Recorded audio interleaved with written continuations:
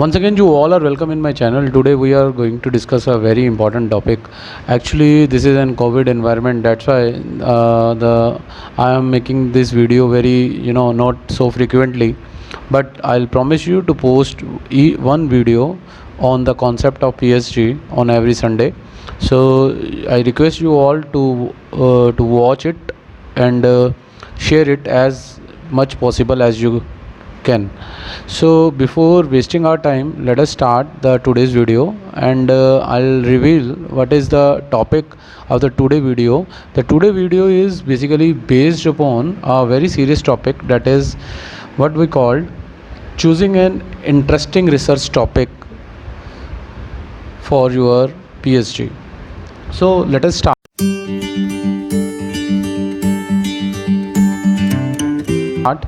Choosing an interesting research topic is your first challenge. Here are some tips for choosing the research topic, because to start your PhD, every candidate have this problem how to choose a PhD topic, because till the PG, undergraduate or postgraduate, the students are not able to choose their own topic. They just get a degree after passing some subjects and doing some major or minor projects. But PhD is entirely different. There is no like a subject study in the PhD. You have to clear one coursework, which is generally a research methodology, and one paper which is based on your subject on which you are working. Let us suppose you are working in the field of social science or science or technology or engineering. So you have to learn one paper, you have to pass out one paper based on your course or the subject which you choose. Now, choosing an interesting research topic is your first challenge. When you go to the university, when you clear the entrance, or if you are the GATE qualified or NET qualified, then you get exempted from the entrance test. Now the big hurdle is how to choose the topic, because once you choose the topic, then it is not you are not have a choice to revert back. So choosing an interesting as well as a broad research topic is very important. So I'll give you some tips here in this video, where through which you are able to get a good research topic for your PhD. So choose a topic that you are interested in. This is very important. First point is choose a topic that you are interested in. It means, since if you are interested in that topic, you are more able to get some good or new innovative results into that topic, or good insights into that topic. And another important thing is you have some prior knowledge of that topic, which help you out to do more serious study on the research topic. So this is a very important and the very important point.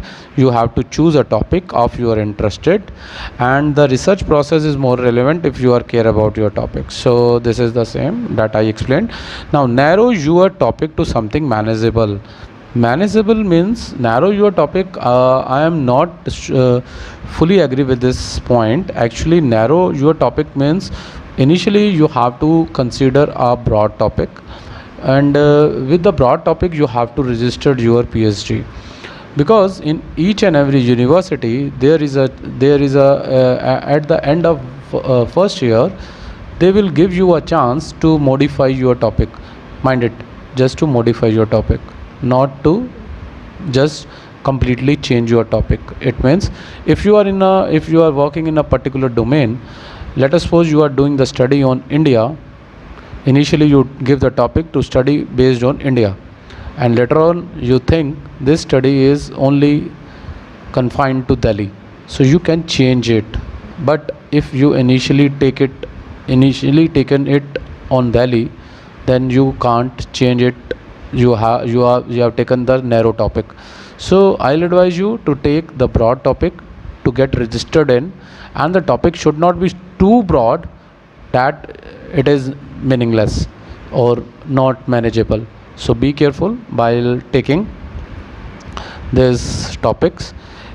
If your topic is too broad, you will find too much information and not able to focus. This is a very the thing that I discuss with you.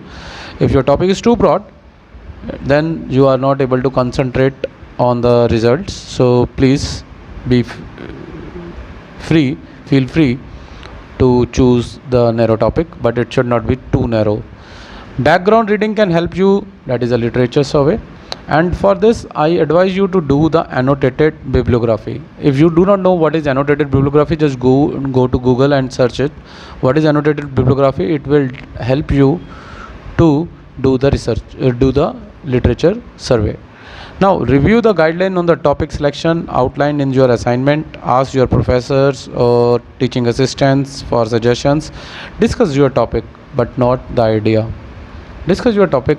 Topic means if you are working for an environment or for a some gender cause or something, some social cause or something, so you should have to be discuss it with among your professors or teaching assistant or whosoever knowledgeable persons with you. You just discuss it and see what are their views regarding that topic, whether enough works already have been done on that topic or not. You are able to understand that. Refer to the lecture notes, required text refers, since you taken the topic of your choice, of your interest, so refer the books, notes, from wheresoever you get the knowledge, you should have to refer that. Next, talk about research idea with your friend. That is very important. He or she maybe help you to focus on your topic, discussing issues that did not occur to you at first. Sometimes we think the topic that we choose is correct, and it is, we can do much more in that field, but still it is very good if you discuss it with your friends, so that those who are pursuing PhD or those who did their PhD already, so that they will give you the brief idea regarding that topic, whether it is suits in the future or not. And topic must be interesting and catchy, so that everybody should, and it should not be once you typed it on Google, it should not be comes. This is a very important, this is the first initial check you can do. You just type the topic in the Google. If it comes, it means it is already done. So don't choose that topic, and don't just change that topic. What I suggest you just originate a new thought by checking all the, and by seeing the algorithms, and it should be broad. Do not go into the specific things, like don't mention the algorithm if you know the algorithm by which you want to do that particular process. You just say we do it with the algorithms. Maybe in the later stage you find some good alternative through which you can find a good promising results. So in this way I'll advise you to just keep focus on your topic initially, because this is the initial phase. If you select your topic well, then you can do, this is the if the beginning is good, your ending must be very good. So think of, this is the last point that I would like to discuss here. Think of who, what, when, where and why questions. This is very important. 5W. This is why, who, what, where and when. Why did you choose that topic? You self introspect this. Why you choose this, and what interest about it, and do you have an opinion about issues involved? Can you do something in that area or not? So this you ask with yourself, not to somebody else, why you choose that topic. Another one is who are the information provider on this topic, from where you get the information, what are your target audience, and how this topic is going to be helpful for the audience. So you have to be very careful while deciding who. And then what are the major questions for this topic? what are the major questions may be asked to you by the people around you. This you have to be, this is a topic of debate, so you have to be self introspect yourself, what kind of questions may be asked to you. So if you have, and you have to be, more tactfully write it somewhere, the answers what you want to give it, because in every topic there is some shortcomings, and to hide that shortcoming is an art, so you have to learn that. Next one is where is topic is important, that is again a target audience. You have to be see local, national, international, what, how this going to be advantageous for the persons or a public.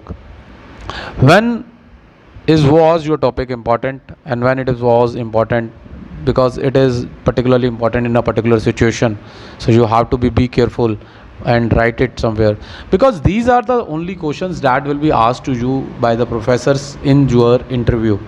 If you have a clear concept regarding your topic of on these 5 W's that I mentioned here, then nobody will stop you to do your PhD, and this will give you a great help. You can defend your interview easily. So with this, I hope you like this video, because in this video I mentioned how to choose a research topic for a PhD. The same thing you can adopt for your research papers and for your research thesis. This is not only for the PhD students, but it is also for the PG and the UG students. They can also follow the same process for deciding their thesis topic for the major or minor projects. So I think with this hope, I'll end my video here, and we'll come back soon with some more innovative videos and some more innovative talks to you. Till then, thank you, bye bye, and please share and subscribe, and that will gives me a motivation to make some more good videos for you. Thank you, bye bye.